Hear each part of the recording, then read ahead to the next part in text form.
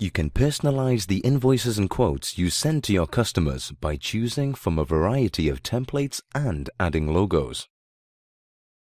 You can enter any terms and conditions you want to appear on your invoices, and enter your default invoice numbering and quote options. To enter your invoice settings, click the Settings tab. Then choose Invoice and Quote Settings.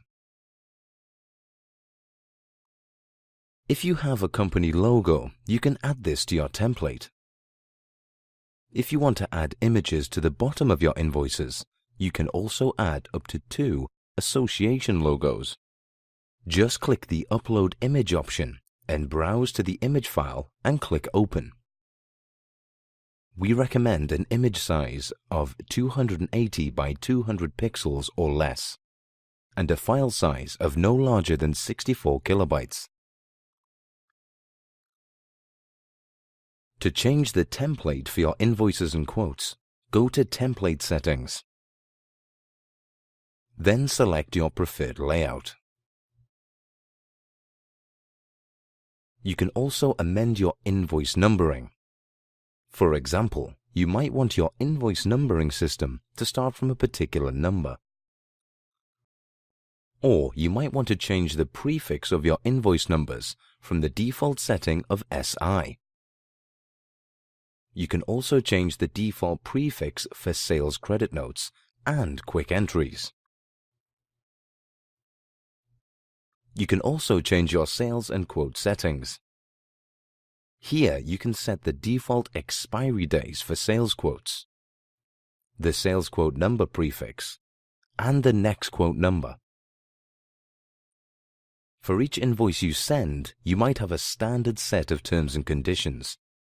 You can enter these here so that they appear on every invoice by default.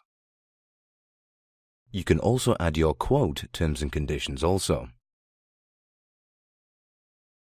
Enter any notes you want to appear on your invoices, credit notes, and quotes. You can select to show these notes on invoices and credit notes. This section should be used for bank details or useful information such as opening times. If you sell goods or services to VAT-registered customers in the EU, although VAT is 0 rated, you should inform your customers on their invoices of the VAT rate which you would normally apply if you were to sell the item in the UK. You can do this using the EU Sales Descriptions area. This text automatically appears depending on the VAT rate you choose when you create the invoice. If required, you can amend the default text that appears on the invoice here. Once you have amended your invoice and quote settings, and you're happy with them, click Save.